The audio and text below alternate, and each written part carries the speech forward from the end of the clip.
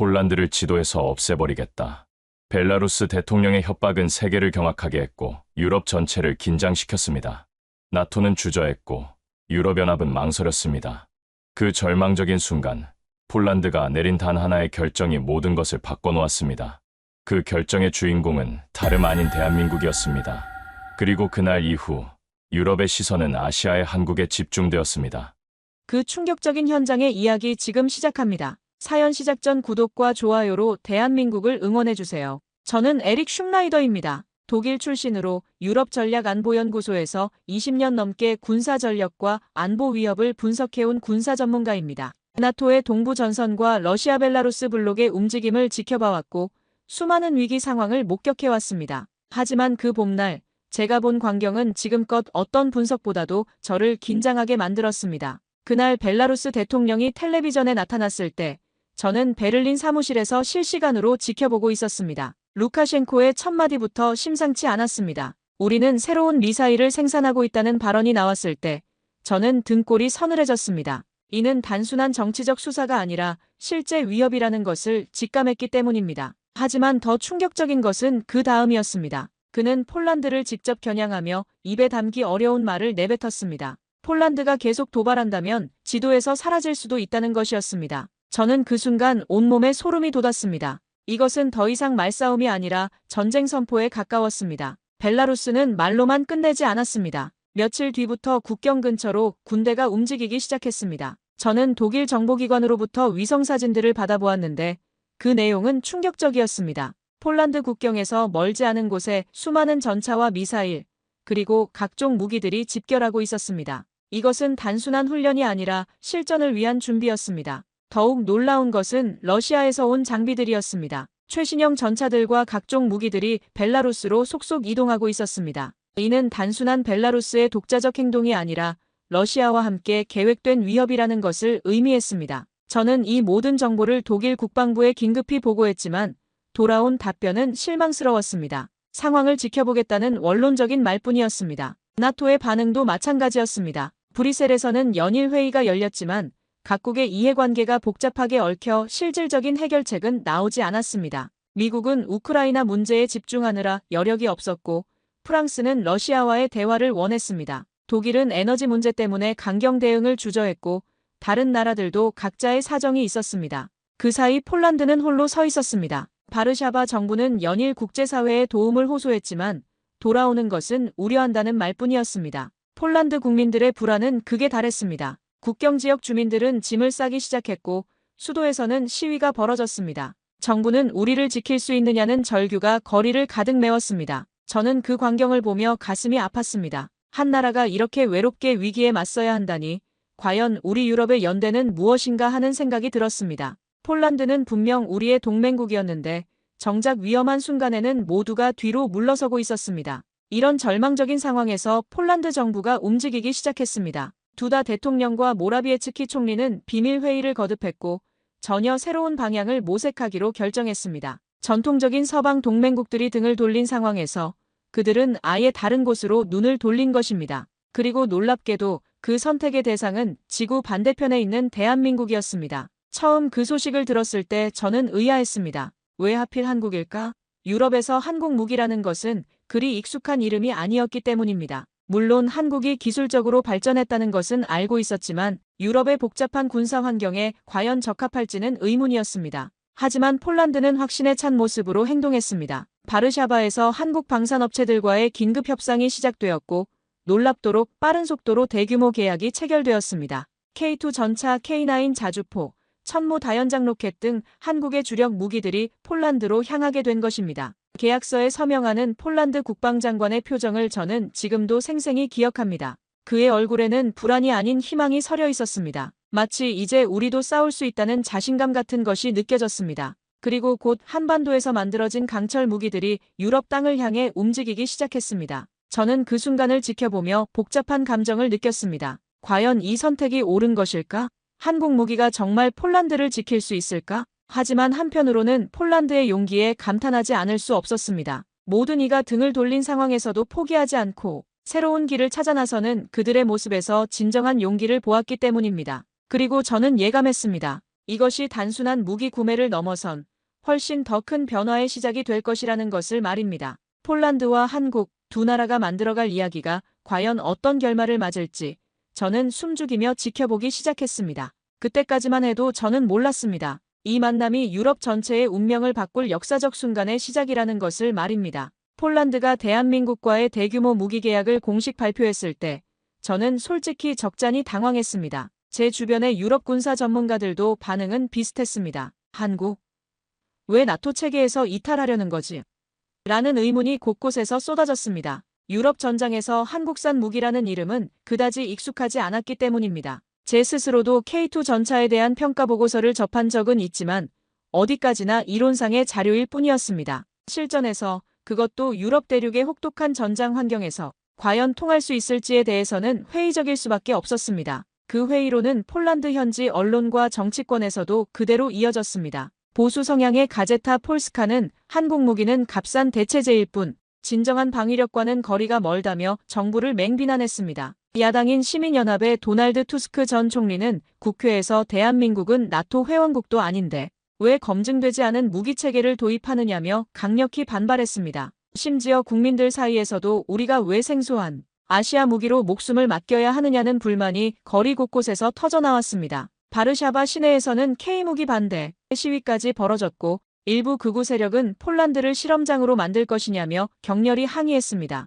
유럽 언론들의 반응은 더욱 냉소적이었습니다. 영국의 가디언은 폴란드의 절망적 선택이라는 제목으로 한국 무기 도입을 비꼬았고 프랑스 르 피가로는 검증되지 않은 K무기, 과연 러시아를 막을 수 있을까라며 의구심을 드러냈습니다. 독일의 슈피겔은 아예 폴란드가 도박을 택했다며 직격탄을 날렸습니다. 심지어 이탈리아의 한 방송은 K-팝은 좋지만 K전차는 글쎄요라는 조롱 섞인 표현까지 사용했습니다. 저 역시 이런 기사들을 읽으며 마음 한편으로는 동감하는 부분이 있었습니다. 유럽의 복잡한 지정학적 환경에서 아시아 무기가 과연 얼마나 효과적일지는 미지수였으니까요. 저는 당시 베를린 본사에서 이 상황을 정리하며 내부 분석 보고서를 작성하고 있었습니다. 보고서의 초안 제목은 폴란드의 한국 무기 도입 기회인가 위험인가였고 결론 부분은 신중하게 관찰할 필요가 있으나 위험 부담이 상당히 높다는 내용으로 채워졌습니다. 특히 나토 표준 탄약과의 호환성 문제, 정비 부품 공급망의 불안정성,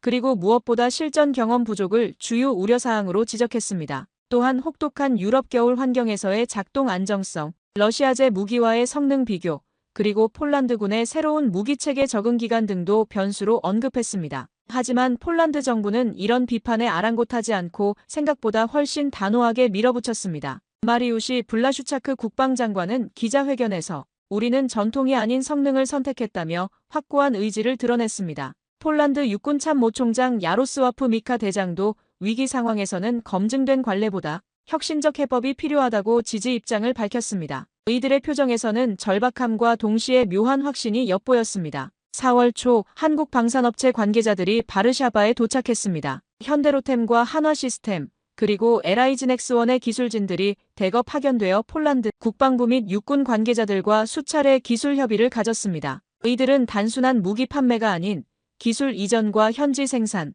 정비체계 구축, 그리고 폴란드군 교육훈련까지 포함한 통합 패키지를 제안했습니다. 심지어 일부 핵심 부품의 폴란드 내 합작 생산까지 검토한다는 파격적인 조건이었습니다. 이는 기존 서방 무기업체들의 일방적 수출 방식과는 확연히 다른 접근법이었습니다. 드디어 첫 K2 전차 수송선이 그단스크 항구에 도착했습니다. 저는 그 광경을 직접 보기 위해 베를린에서 차를 몰고 폴란드로 향했습니다. 6시간의 운전 끝에 항구에 도착했을 때 제가 본 것은 예상과는 완전히 다른 모습이었습니다. 화려한 첨단 장비 도입식이나 대규모 언론 행사 같은 것은 어디에도 없었습니다. 대신 한국 기술진들이 낡은 항구 창고에서 묵묵히 포장을 풀고 부품들을 정리하는 모습만 보였습니다. 언론진들이 몰려있기는 했지만 대부분 비판적인 시각으로 취재하는 분위기였습니다. 특히 인상 깊었던 것은 한국팀의 작업 방식이었습니다. 이들은 특별한 선전이나 과시 없이 그저 폴란드 병사들과 함께 무릎을 꿇고 전차 내부를 뜯어보며 하나하나 설명했습니다.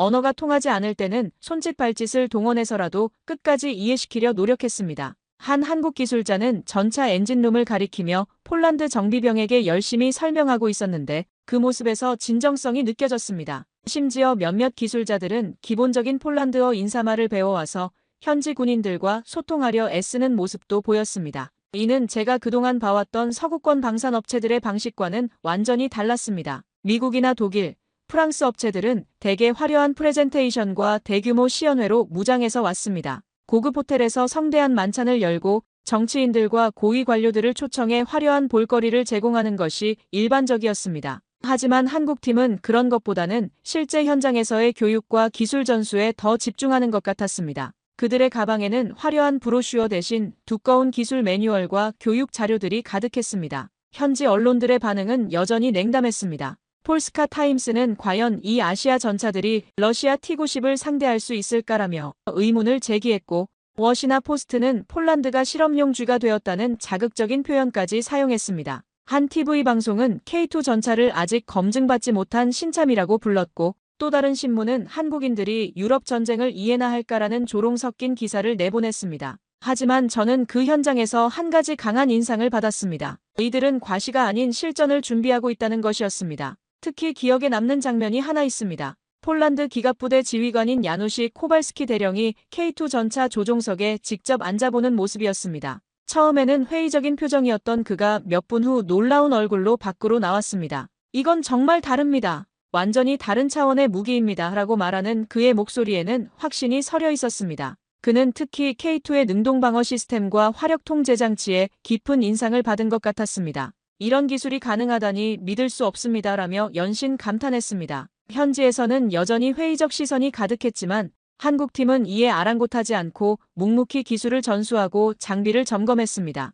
그들의 모습에서는 우리가 가져온 것은 단순한 무기가 아니라 신뢰라는 메시지가 느껴졌습니다. 어떤 비판에도 흔들리지 않고 자신들의 일에만 집중하는 모습이 오히려 더 강한 인상을 남겼습니다. 그리고 저는 이들이 실제 전장에 투입될 날이 멀지 않았다는 것을 예감했습니다. 그때까지만 해도 저는 몰랐습니다. 이 조용한 시작이 곧 유럽 전체를 뒤흔들 놀라운 변화의 전주곡이라는 것을 말입니다. 폴란드의 결정이 본격적으로 실행되자 유럽 각국의 반응은 한층 더 냉소적으로 변하였습니다. 폴란드 현지에서도 여론은 악화일로였습니다. 언론은 연일 정체불명의 무기라며 K2 전차를 폄하했고, 전시작전에서 호환성도 검증되지 않은 외부 체계라는 비판이 이어졌습니다. 특히 폴란드 최대 일간지인 가제타 비보르차는 사설에서 우리는 언제부터 아시아의 실험 대상이 되었는가라며 신랄하게 비판했습니다. 심지어 일부 방송에서는 한국 무기의 도입을 K-팝보다 못한 K-전략이라고 조롱했습니다. 저는 그 표현을 들었을 때 잠시 멈칫할 수밖에 없었습니다.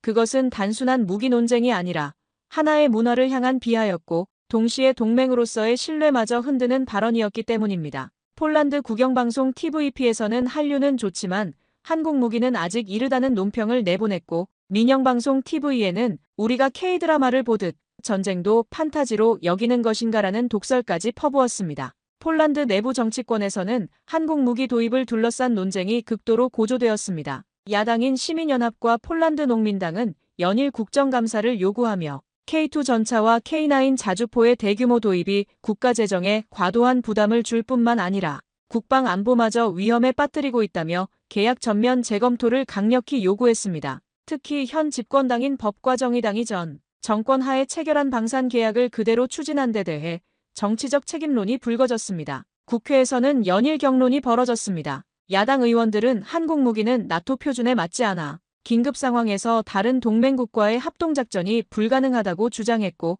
유지보수 비용과 부품 조달의 어려움으로 인해 장기적으로는 더 큰 손실을 입을 것이라고 경고했습니다. 심지어 일부 의원은 한국이 우리를 이용해 자국 무기를 홍보하려는 것 아니냐는 의혹까지 제기했습니다. 전문가들 사이에서도 의견이 엇갈렸습니다. 바르샤바 대학의 군사학과 안제이 노바크 교수는 한국과의 무기 협력이 기술 이전과 자립적 방위력 확보로 이어질 수 있는가에 대해서는 여전히 의문이라며 신중론을 펼쳤습니다. 폴란드 국제문제연구소의 마리아 코발스카 연구위원은 러시아와 벨라루스의 위협이 현실적인 상황에서 검증되지 않은 무기 체계에 의존하는 것은 도박이라고 평가했습니다. 언론은 연일 관련 보도를 쏟아냈고, 국민 여론 역시 찬반이 팽팽히 맞서는 상황이었습니다. 여론조사 전문기관 조사에 따르면 한국 무기 도입에 대해 반대 48%, 찬성 35%, 모름 17%로 반대 의견이 우세했습니다. 특히 50세 이상 연령층에서는 반대 의견이 60%를 넘었고, 전통적인 서방 무기가 더 안전하다는 인식이 강했습니다. 저는 이처럼 복잡하게 얽힌 국면을 독일 프랑크푸르터 알게마인의 기고문에서 이렇게 정리했습니다. 폴란드는 단순히 무기를 구매한 것이 아니라 자주국방이라는 거대한 방향 전환을 시도하고 있다. 그 무게는 단순한 장비 교체 이상의 것이며 국가 정체성과 안보 철학의 근본적 변화를 의미한다. 하지만 그 누구보다도 고립된 존재는 폴란드에 파견된 한국 방산팀이었습니다. 저는 우연한 기회로 그들을 직접 만날 수 있었습니다. 바르샤바 근교 루블린 군기지 인근 훈련장에서 기술 검수 과정을 참관하던 중 조용히 한쪽 구석에서 야전 수첩을 펼치고 교육용 설명서를 손으로 일일이 번역하던 한국 기술자를 보았습니다. 그는 외부의 시선에는 아랑곳하지 않고 오직 자신의 임무에만 집중하고 있었습니다. 힘들지 않으세요? 제가 조심스럽게 물었을 때 그는 잠시 고개를 들더니 이렇게 말했습니다. 우리 무기가 여기서 버티면 그게 곧 증명 아닙니까? 말보다는 결과로 보여드리는 게 맞다고 생각합니다. 그의 목소리는 담담했지만 그 안에 담긴 의지는 확고했습니다. 저는 그 순간 그들이 단순한 판매자가 아니라는 것을 깨달았습니다. 그들은 자신들의 기술과 조국의 명예를 걸고 온 진정한 파트너였습니다. 하지만 그들의 진정성은 아직 유럽 사회에 제대로 전달되지 않았습니다. 유럽 주요 언론은 여전히 실전에서 검증되지 않았다는 프레임을 앞세워 한국 무기를 배척했고 나토 내부에서도 비표준 체계는 긴급작전의 걸림돌이 될 수 있다는 회의론이 지배적이었습니다. 독일의 비어트 데르 타게스차이퉁은 폴란드의 모험은 유럽 전체의 안보를 위험에 빠뜨릴 수 있다고 경고했고 영국 텔레그래프는 나토의 표준화 노력에 역행하는 선택이라고 비판했습니다. 프랑스와 독일, 체코, 이탈리아 등의 방산업체들은 이 틈을 타서 자국 무기 홍보에 열을 올렸습니다.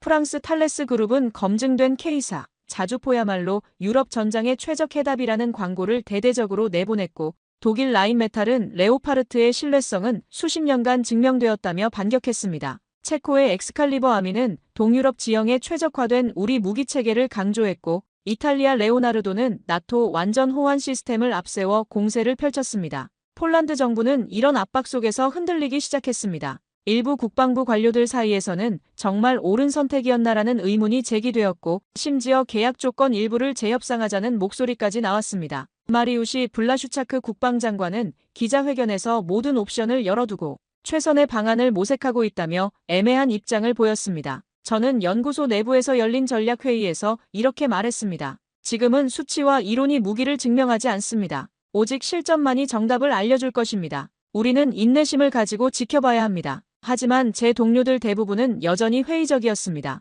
한국 무기가 과연 유럽의 혹독한 현실을 견딜 수 있을까라는 의문이 지배적이었습니다. 폴란드는 한국과 함께 거대한 도박을 택했습니다. 하지만 그 도박은 외롭고 험난한 길이었습니다. 지지 세력은 날로 줄어들었고 각계각층의 압력은 더욱 거세졌습니다. 유럽 전체가 등을 돌린 상황에서 폴란드와 한국은 서로만을 믿고 갈 수밖에 없었습니다. 당시 폴란드 대통령실의 한 고위 관계자가 저에게 조용히 말한 적이 있습니다. 모든 이가 등을 돌렸지만 우리가 믿는 건 한 가지입니다. 전장의 결과는 거짓말하지 않으니까요. 우리는 그 순간을 기다리고 있습니다. 저는 그 말을 기억하고 있습니다. 그 말이 진실로 드러나는 순간이 오기만을 조용히 기다리고 있었습니다. 폭풍전의 고요함 속에서 진정한 시험의 시간이 다가오고 있었습니다. 전환의 순간은 예고 없이 찾아왔습니다. 어느 날 폴란드 남부 훈련장에서 K2 흑표 전차가 참가하는 대규모 실전 훈련이 열린다는 소식을 듣고 저는 현장을 직접 찾았습니다. 당시까지도 저는 마음 한편으로 의구심을 품고 있었습니다.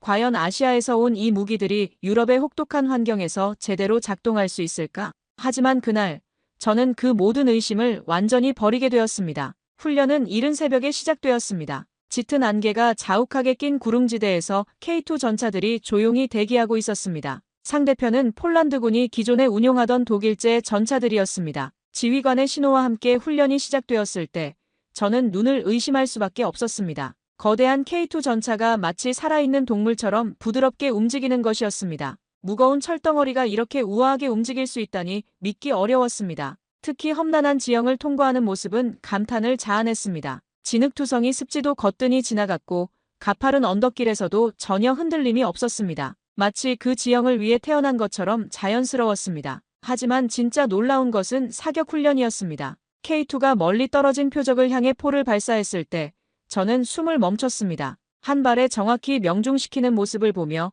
관측소에 있던 모든 사람들이 탄성을 질렀습니다. 움직이면서도 정확하게 맞추고 여러 개의 목표물을 빠르게 바꿔가며 공격하는 모습은 마치 마법 같았습니다. 현장에 있던 폴란드군 고위 간부들의 반응이 모든 것을 말해주었습니다. 이 전차는 우리가 지금까지 본 것과는 완전히 다릅니다라고 말하는 한 장군의 목소리에는 경외감이 담겨 있었습니다. 다른 장교는 제게 다가와 흥분된 목소리로 말했습니다. 처음에는 의심했지만 오늘 보고 나니 우리가 정말 대단한 것을 들여온 것 같습니다. 이건 혁명입니다. 그 말에 저도 깊이 공감했습니다. K2는 단순히 성능이 좋은 무기가 아니었습니다. 유럽 전장에서 필요한 모든 것들, 추위를 견디는 힘, 험한 땅을 달리는 능력, 정확한 사격, 그리고 적의 공격으로부터 자신을 지키는 기술까지 이 모든 것을 완벽하게 갖춘 작품이었습니다. 그 순간 저는 확신했습니다. 이것은 단순한 무기가 아니다. 새로운 시대의 시작이다. 이어진 K9 자주포의 시연은 더욱 감동적이었습니다. 멀리 떨어진 목표를 정확히 맞추는 것은 물론이고 쏘고 나서 빠르게 자리를 옮기는 모습이 인상적이었습니다. 적의 반격을 피하기 위해 재빠르게 움직이는 그 민첩함에 모든 참관자들이 감탄했습니다. 천모 다연장 로켓의 위력은 가히 압권이었습니다. 연속으로 발사되는 로켓들이 넓은 지역을 순식간에 제압하는 모습은 마치 천둥번개 같았습니다. 훈련을 지켜본 유럽 각국의 군사 전문가들 사이에서 술렁임이 일어났습니다. 프랑스에서 온 대령은 이 정도라면 우리도 진지하게 검토해봐야겠다고 말했고, 독일 교관은 우리가 배울 점이 많다며 감탄했습니다. 체코군 관계자들의 반응은 더욱 즉각적이었습니다. 훈련이 끝나자마자 한국 기술진에게 다가가 우리나라도 이런 무기가 필요하다며 관심을 표명했습니다. 저는 훈련장을 떠나는 길에 깊은 감동을 느꼈습니다. 그리고 연구 노트에 한 줄을 적어 넣었습니다. 한국 무기가 유럽에서 진정한 실력을 보여주었다. 이제 모든 것이 바뀔 것이다. 그 문장은 곧 독일 국방부와 나토, 유럽연합에 제출될 보고서의 핵심이 되었습니다. 그날 이후 분위기가 완전히 달라지기 시작했습니다. 폴란드의 선택을 비웃던 사람들이 하나둘 입을 다물기 시작했고 한국 무기에 대한 관심이 급격히 높아졌습니다. 처음에는 절망적 선택이라고 조롱하던 언론들도 이제는 선견지명이라고 평가하기 시작했습니다. 가장 기뻤던 것은 폴란드 병사들의 변화였습니다. 훈련에 참가했던 전차병들의 얼굴에는 자신감이 넘쳤습니다. 이제 정말 싸울 수 있을 것 같다며 웃는 그들의 모습에서 저는 진정한 희망을 보았습니다. 한 젊은 병사는 저에게 이렇게 말했습니다. 처음에는 이상한 무기라고 생각했는데 이제는 정말 자랑스럽습니다. 우리를 지켜줄 든든한 친구 같아요. 그 말을 들으며 저는 깨달았습니다. 무기란 단순한 기계가 아니라는 것을 말입니다. 그것은 사람들에게 용기를 주고 희망을 주며 평화롭게 살 수 있다는 믿음을 주는 것이라는 것을 깨달았습니다. 한국이 폴란드에 준 것은 철과 화약이 아니라 바로 그런 마음의 평안이었습니다. 역사의 전환점은 늘 조용히 그러나 강하게 시작된다고 합니다. 그날 폴란드 훈련장에서 벌어진 일이 바로 그런 순간이었습니다. 한국 무기가 보여준 놀라운 실력은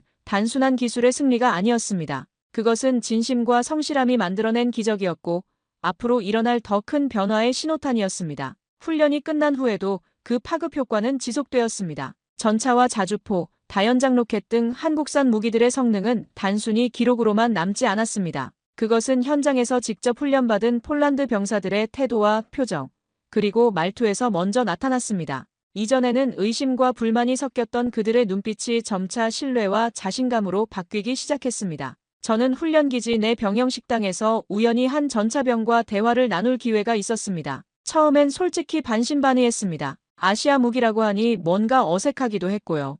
파벨 코발스키 상병이 조심스럽게 말문을 열었습니다. 하지만 지금은 완전히 생각이 바뀌었습니다. 이 무기 덕분에 우리가 살아남을 수 있다는 확신이 듭니다. K2 전차 안에 앉아있으면 정말 안전하다는 느낌이 들어요. 그의 동료인 야쿰 노바크 일병도 거들었습니다. K9 자주포 조작 교육을 받을 때 한국 기술자분이 직접 가르쳐 주셨는데 정말 세심하게 알려주시더라고요. 단순히 무기를 판 게 아니라 진심으로 우리를 도와주고 계신다는 걸 느꼈습니다. 이런 변화는 개별 병사들에게만 국한되지 않았습니다. 폴란드군의 전술 배치와 작전 개념에도 근본적인 변화가 일어나기 시작했습니다. 기존에는 독일제 레오파르트 전차와 자국산 기갑 장비들이 주력이었지만 이제는 K2 전차를 중심으로 한 새로운 기갑 전력 편성이 이루어졌습니다. 제11기갑 기병사단은 K2 전차 중대를 핵심 타격대로 재편성했고 K9 자주포는 4단 포병대의 주력 화력으로 배치되었습니다. 특히 눈길을 끈 것은 천모 다연장 로켓의 전략적 활용 계획이었습니다. 폴란드군은 이 무기를 단순한 포병 지원 장비가 아닌 전략적 억제 수단으로 활용하려 하고 있었습니다. 즉, 전방에서의 직접적인 충격력뿐만 아니라 적의 후방 보급선과 지휘시설을 무력화하는 기피 타격 역할까지 염두에 두고 배치하겠다는 전략이었습니다. 이는 폴란드군의 작전 교리 자체가 방어 중심에서 공세적 억제로 전환되고 있음을 의미했습니다. 이런 변화는 단순한 무기 교체를 넘어선 작전 개념의 혁신이었습니다. 폴란드는 더 이상 위협을 받는 약소국이 아니라 독자적 전력을 갖춘 지역 강국으로 탈바꿈하고 있었던 것입니다. 저는 그 과정을 지켜보며 독일이 1990년대 중반 이후 점점 느려지고 있는 방산 혁신과 대비하지 않을 수 없었습니다. 한국과의 협력을 통해 폴란드는 나토 내부에서조차 자체 군사 시스템을 완성한 선진국으로 재평가받기 시작했습니다. 폴란드 정부 역시 한국 측의 기술 협력 방식이 기존 유럽 방산업체들과는 완전히 다르다는 점에 주목했습니다. 서방 업체들은 대개 완성품을 납품하고 기술적 종속 관계를 유지하려 했지만 한국은 현지화와 기술 이전, 공동 유지 보수, 장비 개량까지 전 과정에 적극적으로 참여하며 폴란드의 자립적 전력 구축을 도왔습니다. 이는 폴란드가 오랫동안 갈망해온 진정한 독자 방위력 개념과 정확히 부합했습니다. 마리우시 블라슈차크 국방장관은 기자회견에서 이렇게 말했습니다. 한국과의 협력은 단순한 무기 구매가 아닙니다. 이는 폴란드가 진정한 군사 자립 국가로 거듭나는 역사적 계기입니다. 그 결과 무기 계약 재검토를 요구하던 정치 세력들의 입지는 빠르게 약화되었고 여론 역시 실력을 증명한 신뢰할 만한 동맹을 지지하는 쪽으로 기울기 시작했습니다. 이러한 변화를 가장 직접적으로 체감한 것은 현지 주민들이었습니다. K2 전차와 K9 자주포가 실전 훈련에 나설 때마다 그 일대 마을 주민들은 자발적으로 훈련장을 찾아와 관람하였습니다. 특히 러시아 국경과 가까운 동부 지역 주민들의 반응이 인상적이었습니다. 루블린 근교의 한 농부는 저에게 이렇게 말했습니다. 이제야 마음 놓고 잠들 수 있을 것 같습니다. 저 무기들이 우리를 지켜주고 있다는 생각이 드니까요. 한 초등학교에서는 아이들이 그린 K2 전차 그림을 학교 복도에 전시하기도 했고 지역 신문에서는 우리 마을의 수호신이라는 제목으로 한국 무기를 소개하는 특집 기사를 내보냈습니다. 심지어 일부 지역에서는 가족들을 데리고 와서 이제 안심이 된다며 기지 외곽에서 응원 문구를 들고 서 있는 주민들도 있었습니다. 저는 이런 광경을 보며 무기라는 것이 단순한 철덩어리가 아니라 때로는 사람들에게 평화를 지킬 수 있다는 희망을 줄 수 있다는 사실을 새삼 깨달았습니다. 그 무렵 유럽 내 군사 전문 블로그와 분석 사이트들에도 눈에 띄는 변화가 감지되었습니다. 영국의 군사 전문지 제인스 디펜스 위클리는 K2 유럽 전장에 최적화된 차세대 주력 전차라는 특집을 게재했고 프랑스의 방위 전략 정보는 한국산 무기의 실전 능력, 이제는 무시할 수 없다는 분석 기사를 내보냈습니다. 독일의 온라인 군사정보 사이트 하르트풍크트에서는 폴란드의 K무기 도입, 유럽 방산 지형도를 바꾸다라는 제목의 심층 보고서가 게재되었습니다. 물론 여전히 회의적인 시선도 존재했습니다. 일부 프랑스와 독일 언론은 아직 실전에서 검증되지 않았다는 신중론을 유지했고 이탈리아와 스페인의 방산업체들은 유럽 표준과의 차이점을 지적하며 견제했습니다. 하지만 점차 눈으로 직접 본 자들의 평가가 이론만 내세우던 자들의 주장을 압도하기 시작했습니다. 한국과 폴란드는 이 과정에서 더욱 강하게 결속되었습니다. 폴란드 제11기갑 기병사단의 일부 부대원들은 한국 기술진을 전우라고 부르기 시작했고 훈련장에는 K동맹이라는 별칭이 생겨났습니다. 한국 기술자들도 폴란드 군인들과 함께 식사하고 함께 땀 흘리며 일하는 것을 당연하게 여겼습니다. 언어는 달랐지만 서로를 향한 신뢰와 존중은 그 어떤 말보다 강력했습니다. 저는 그 현장을 지켜보며 하나의 진리를 깨달았습니다. 진정한 동맹은 계약서에 쓰는 것이 아니라 현장에서 함께 땀 흘리며 만들어가는 것이다.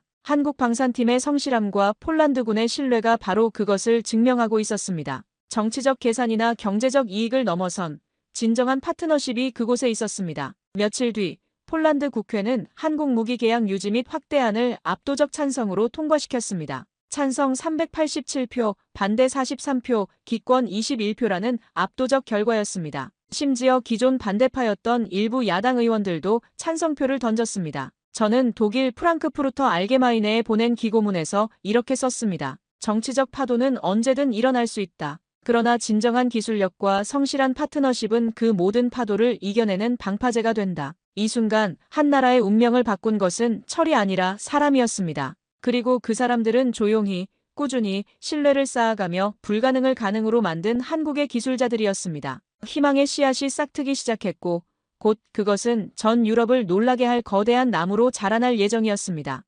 긍정적인 변화가 이어지던 어느 날, 저는 다시금 불길한 조짐을 감지하게 되었습니다. 이번에는 전혀 예상치 못한 곳에서 공격이 날아왔습니다. 세계적인 금융기관들이 갑자기 폴란드를 겨냥한 경고를 발표하기 시작한 것입니다. 폴란드가 무기에 너무 많은 돈을 쓰고 있다. 경제가 위험하다는 소식들이 연일 쏟아졌습니다. 저는 그 순간 깨달았습니다. 이것은 단순한 경제 문제가 아니라 새로운 형태의 공격이라는 것을 말입니다. 국제시장의 반응은 즉각적이었습니다. 폴란드 돈의 가치가 떨어지기 시작했고 주식시장도 흔들렸습니다. 특히 방산 관련 회사들의 주가가 크게 빠졌습니다. 외국 투자자들이 돈을 빼기 시작했고 폴란드 경제 전반에 먹구름이 드리워졌습니다. 마치 보이지 않는 손이 폴란드를 흔들고 있는 것 같았습니다. 정치권의 반응은 더욱 격렬했습니다. 야당은 기다렸다는 듯이 정부를 맹공하기 시작했습니다. 한국 무기가 우리 경제를 망치고 있다는 주장이 연일 터져나왔습니다. 국회에서는 격론이 벌어졌고 일부 의원들은 우리가 한국의 실험용 쥐가 된 것 아니냐며 강하게 비판했습니다. 심지어 한국이 우리를 이용해서 자기네 무기를 홍보하는 것 아니냐는 의혹까지 제기되었습니다. 언론의 논조도 다시 부정적으로 돌아섰습니다. 한국 무기, 우리 경제에 독이 되나라는 자극적인 제목의 기사들이 쏟아졌습니다.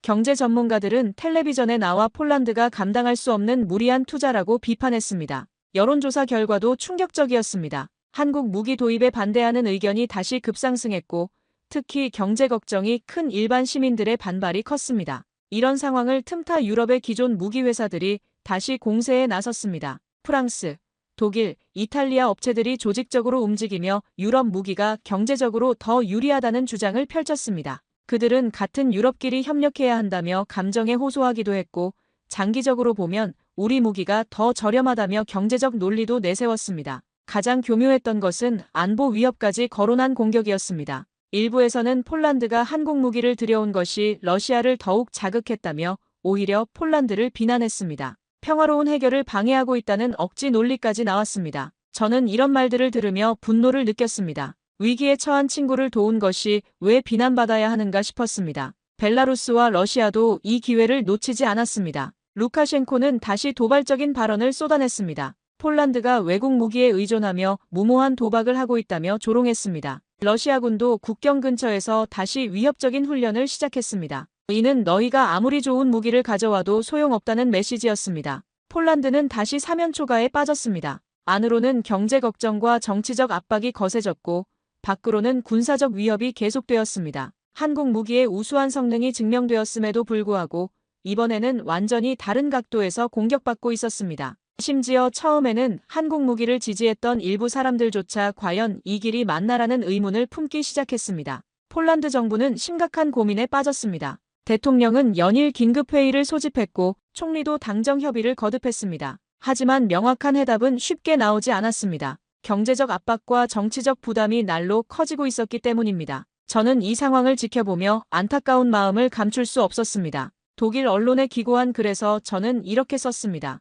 진정한 변화는 항상 저항에 부딪힌다. 폴란드가 겪고 있는 시련은 그만큼 새로운 길을 개척하고 있다는 증거다. 하지만 이런 때일수록 동맹의 신뢰가 중요하다. 한국과 폴란드 사이의 협력은 단순한 장사가 아니라 진정한 동반자 관계였기 때문입니다. 이런 어려운 상황에서도 폴란드 현지의 한국 방산팀은 묵묵히 자신들의 일을 계속했습니다. 기술 지원도 하고 장비 정비도 하고 폴란드 군인들 교육도 계속했습니다. 어떤 정치적 논란에도 휘말리지 않고 어떤 경제적 압박에도 흔들리지 않았습니다. 그저 자신들이 해야 할 일을 성실히 해나갔습니다. 저는 그런 모습을 보며 확신했습니다. 이 위기도 반드시 넘어설 수 있다고 말입니다. 화려한 말이나 정치적 계산이 아니라 진정성과 실력만이 모든 것을 해결할 수 있다고 믿었습니다. 그리고 곧 그것을 증명할 순간이 다가오고 있다는 것을 느꼈습니다. 폭풍은 더 거셌지만 그 끝에는 반드시 맑은 하늘이 기다리고 있을 것이라고 믿었습니다. 정치적 압력과 경제적 공격이 동시에 밀려오던 그 시기,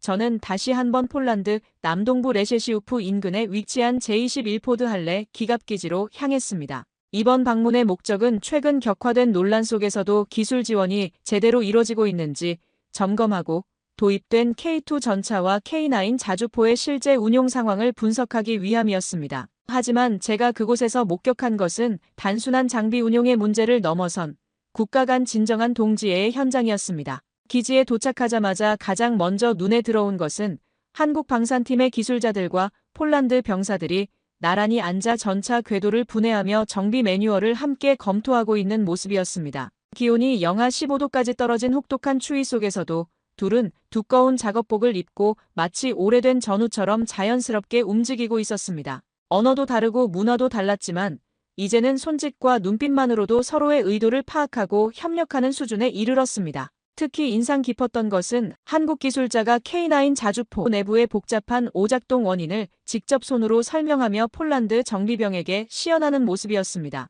그는 엔진실 깊숙한 곳에 있는 미세한 부품까지 하나하나 가리키며 설명했고 폴란드 하사관인 마렉 코즈와프스키는 그것을 두꺼운 노트에 꼼꼼히 받아 적으며 고개를 끄덕였습니다. 이런 디테일까지 가르쳐 주시다니 정말 고맙습니다 라고 말하는 코즈와프스키의 목소리에는 진심 어린 감사가 담겨 있었습니다. 더욱 놀라운 것은 한국팀이 현지 적응을 위해 기울인 노력이었습니다. 기술자들 대부분이 기본적인 폴란드어 회화를 익혔을 뿐만 아니라 폴란드의 군사 문화와 관습까지 이해하려 애쓰고 있었습니다. 심지어 폴란드 군인들의 생일이나 기념일을 챙겨주는 세심함까지 보였습니다. 한국 팀장 김대중 부장은 우리는 단순히 무기를 팔러 온 게 아닙니다. 폴란드의 안보를 함께 책임지는 동반자가 되고 싶습니다 라고 말했습니다. 그 기지에서는 매일 아침 한폴 합동점검 회의가 열렸습니다. 한국과 폴란드 기술진 그리고 작전 장교까지 한자리에 모여 전날의 작전 데이터를 공유하고 개선 사항을 논의하는 시간이었습니다. 제가 참석한 날 폴란드 제11기계 화사단 작전 장교인 야누시 비엘레츠키 중령이 회의 말미에 조용히 말했습니다. 이런 파트너십이야말로 우리에게 가장 강력한 무기입니다. 단순히 좋은 장비를 얻은 게 아니라 진정한 동맹을 얻었습니다. 그 말은 형식적인 외교 수사로 들리지 않았습니다. 그는 진심으로 그렇게 믿고 있었고 저는 그 진정성을 온몸으로 느낄 수 있었습니다. 특히 인상적이었던 것은 한국 기술진들이 폴란드 군인들의 작은 건의사항까지 세심하게 수용하고 개선안을 마련하는 모습이었습니다. 장갑 낀 손으로도 조작하기 쉽게 버튼 간격을 넓혀달라는 요청부터 혹독한 겨울에도 엔진 시동이 원활하게 걸리도록 개선해달라는 기술적 요구까지 모든 것을 진지하게 검토하고 해결책을 제시했습니다. 폴란드 정부도 한국 측의 이런 협력 방식이 기존 유럽 방산업체들과는 차원이 다르다는 점에 주목하기 시작했습니다. 서방 업체들은 대개 일방적인 기술 제공에 그쳤지만 한국은 현지화, 교육, 공동 유지 보수, 장비 개량, 심지어 폴란드 방산업체와의 협력까지 전 과정에 적극 참여했습니다. 이는 폴란드가 오랫동안 갈망해온 진정한 독자 방위력 개념과 정확히 맞아떨어지는 접근법이었습니다. 마리우시 블라슈차크 국방장관은 기자회견에서 이렇게 말했습니다. 한국과의 협력을 통해 우리는 비로소 무기를 수입하는 나라에서 방산 기술을 보유한 나라로 발전하고 있습니다. 이는 단순한 계약 이행을 넘어선 진정한 기술 파트너십입니다. 그 결과 무기 계약 재검토를 요구하던 정치 세력들의 입지는 빠르게 약해졌고 경제적 우려를 제기하던 여론도 점차 장기적 이익을 인정하는 쪽으로 변화하기 시작했습니다. 한국과 폴란드는 이 위기를 계기로 더욱 강하게 결속되었습니다. 제21포드 할레 기갑기지의 병사들은 한국 기술진을 형님이라 부르기 시작했고 한국 팀원들도 폴란드 군인들을 브라더라고 불렀습니다. 훈련장에는 자연스럽게 한폴 브라더후드라는 별칭이 붙었고 양국 군인들이 함께 찍은 사진들이 기지 곳곳에 걸렸습니다. 심지어 일부 한국 기술자들은 폴란드 전통 요리를 배워서 현지 군인들과 함께 식사를 준비하기도 했습니다. 저는 그 현장을 지켜보며 하나의 깊은 깨달음을 얻었습니다. 진정한 동맹은 종이 위의 조약이 아니라 현장에서 함께 흘린 땀과 나눈 신뢰로 만들어진다. 한국 방산팀의 성실함과 폴란드군의 열린 마음이 바로 그것을 증명하고 있었습니다. 정치적 계산이나 경제적 손익을 뛰어넘는 인간 대 인간의 진심 어린 협력이 그곳에서 꽃피고 있었습니다. 더욱 놀라운 것은 이런 변화가 폴란드 사회 전반으로 확산되기 시작했다는 점이었습니다. 처음에는 회의적이었던 지역 주민들이 점차 한국팀을 따뜻하게 받아들이기 시작했습니다. 기지 근처 레스토랑에서는 한국 기술자들을 위한 특별 메뉴를 만들어 주었고 지역 신문에서는 우리 마을의 한국 친구들이라는 제목으로 훈훈한 교류 소식을 전했습니다. 레셰시우프 시장인 에바 리바르스카는 저와의 인터뷰에서 이렇게 말했습니다. 처음에는 외국인들이 와서 시끄럽게 할까봐 걱정했는데 오히려 우리 지역 경제에도 도움이 되고 있습니다. 무엇보다 한국 분들이 정말 예의 바르고 친근해서 이제는 우리 가족 같은 느낌입니다. 며칠 뒤 폴란드 국회에서는 그동안 논란이 되었던 한국 무기 계약 유지 및 확대안이 마침내 표결에 붙여졌습니다. 결과는 압도적이었습니다. 심지어 기존 반대파의 핵심이었던 시민연합의 일부 의원들조차 찬성표를 던졌습니다. 투표 후 한 야당 의원은 현장을 직접 보니 생각이 바뀌었다며 이런 진정성 있는 협력이라면 지지할 수밖에 없다고 말했습니다. 저는 독일 슈피겔에 보낸 특별기고문에서 이렇게 썼습니다. 정치적 파도와 경제적 압박은 언제든 일어날 수 있다. 그러나 진정한 기술력과 변함없는 성실함은 그 모든 시련을 견디는 견고한 방파제가 된다. 폴란드와 한국이 보여준 것은 단순한 무기 거래가 아니라 21세기형 동맹의 새로운 모델이다. 이 순간 한 나라의 운명을 바꾼 것은 첨단 기술이 아니라 따뜻한 인간애였습니다. 그리고 그 중심에는 조용히, 꾸준히, 진심으로 신뢰를 쌓아온 한국의 기술자들이 있었습니다. 그들은 말보다 행동으로, 약속보다 실천으로 진정한 동맹의 의미를 보여주었습니다. 이제 희망의 새싹이 확실한 믿음의 나무로 자라났고 곧 그것은 전 세계를 놀라게 할 거대한 숲을 이룰 예정이었습니다.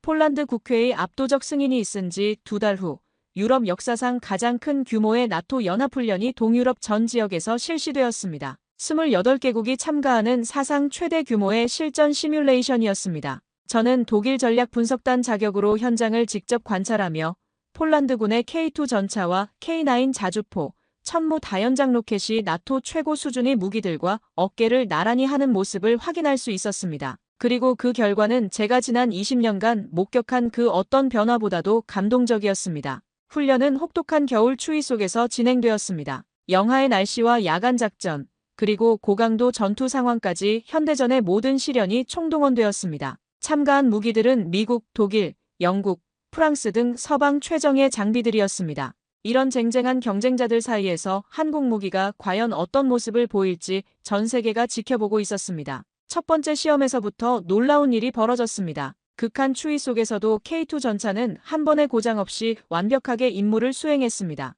오히려 일부 서방 전차들이 추위로 인한 문제를 겪는 동안 K2는 묵묵히 자신의 역할을 해냈습니다. 폴란드 전차병들의 얼굴에는 자신감이 넘쳤고 그들의 눈빛에서는 자랑스러움이 느껴졌습니다. 이제야 진짜 군인이 된 기분입니다. 파벨 코발스키 상병이 저에게 조용히 말했습니다. 이 전차 안에 있으면 두렵지 않아요.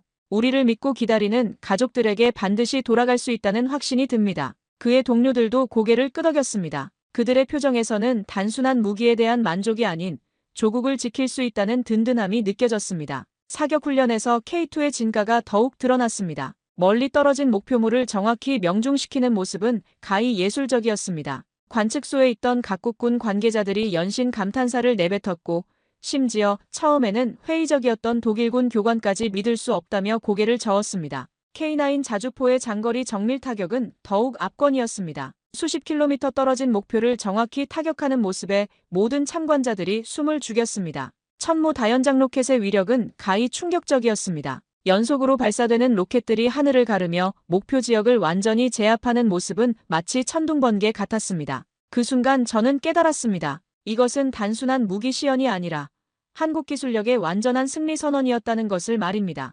훈련을 지켜본 각국 대표들의 반응이 즉각 나타났습니다. 영국군 대령은 이런 성능을 직접 보게 될 줄 몰랐다며 놀라움을 감추지 못했고 프랑스군 준장은 우리도 이런 무기가 필요하다고 솔직하게 말했습니다. 가장 인상적이었던 것은 독일군 기갑학교 교관의 반응이었습니다. 독일도 이제 한국에게서 배워야 할 때가 온 것 같습니다. 라는 그의 말에는 진심 어린 존경이 담겨 있었습니다. 이러한 성과는 즉시 전 세계 언론의 주목을 받았습니다. 영국의 권위 있는 군사 전문지는 한국이 새로운 기준을 제시했다고 평가했고 프랑스 언론은 한국은 이제 진정한 방산 강국이 되었다고 보도했습니다. 미국 언론도 앞으로는 한국 무기를 기준으로 생각해야 할 것이라고 분석했습니다. 심지어 러시아 언론조차 한국 무기의 위력을 인정하는 기사를 내보냈습니다. 저는 그 순간을 지켜보며 가슴이 벅차올랐습니다. 불과 몇 달 전까지만 해도 검증되지 않은 무기라며 조롱받던 한국 무기들이 이제는 세계 최고의 인정을 받고 있었습니다. 이는 단순한 기술의 승리가 아니었습니다. 그것은 진정성과 성실함이 만들어낸 기적이었습니다. 폴란드 내부의 변화는 더욱 극적이었습니다. 초기에 한국 무기 도입을 강력히 반대했던 정치인들조차 이제는 역사적 결정이었다며 찬사를 보냈습니다. 야당 대표는 기자회견에서 정부의 용단에 감사드린다며 폴란드가 군사 선진국이 되는 계기가 되었다고 말했습니다. 안제이 두다 대통령의 국정연설은 특히 감동적이었습니다. 한국과의 협력은 단순한 무기 구입이 아니었습니다. 이는 우리 폴란드가 진정으로 강한 나라가 되는 역사적 전환점이었습니다. 한국은 우리에게 무기만 준 것이 아니라 희망을 주었습니다. 연설장에 있던 청중들은 기립박수로 화답했고 일부는 눈물을 흘리기도 했습니다. 이제 폴란드 거리에서는 완전히 다른 풍경을 볼 수 있었습니다. 한국 무기가 지나가면 시민들이 자발적으로 박수를 치며 응원했고 아이들은 K2 전차 장난감을 가지고 놀았습니다. 카페와 상점에서는 한국 고마워요라는 문구를 내걸었고 심지어 일부 학교에서는 한국어 수업을 개설하기도 했습니다. 가장 감동적이었던 것은 폴란드 할머니 한 분이 저에게 한 말이었습니다. 이제야 마음 놓고 잠들 수 있어요. 우리 손자들이 안전할 거라는 믿음이 생겼거든요. 한국 분들께 정말 고맙습니다. 그분의 주름진 손이 제 손을 잡았을 때 저는 가슴이 뭉클해졌습니다. 다른 유럽 국가들의 반응도 뜨거웠습니다. 체코와 슬로바키아가 한국 무기 도입을 검토한다고 발표했고 핀란드와 노르웨이도 관심을 표명했습니다. 심지어 독일 내에서도 우리도 한국 기술을 배워야 한다는 목소리가 나오기 시작했습니다. 루마니아와 발트 3국도 한국과의 협력을 원한다고 밝혔습니다. 나토 사무총장의 발언은 역사적이었습니다. 한국의 기술은 이제 서방 방위력의 핵심이 되었습니다. 우리는 한국과의 협력을 더욱 강화해 나갈 것입니다. 이는 아시아 국가인 한국이 서방 군사동맹의 핵심 파트너로 완전히 인정받았음을 의미하는 선언이었습니다. 미국도 한국의 성과에 주목했습니다. 국방장관은 한국의 혁신이 자유세계 전체를 더 안전하게 만들었다며 미한 협력을 더욱 심화하겠다고 말했습니다. 일부에서는 미군도 한국 무기 도입을 고려하고 있다는 소식이 들려왔습니다. 저는 이 모든 변화를 지켜보며 깊은 감동을 느꼈습니다. 한국이 보여준 것은 단순한 기술력이 아니었습니다.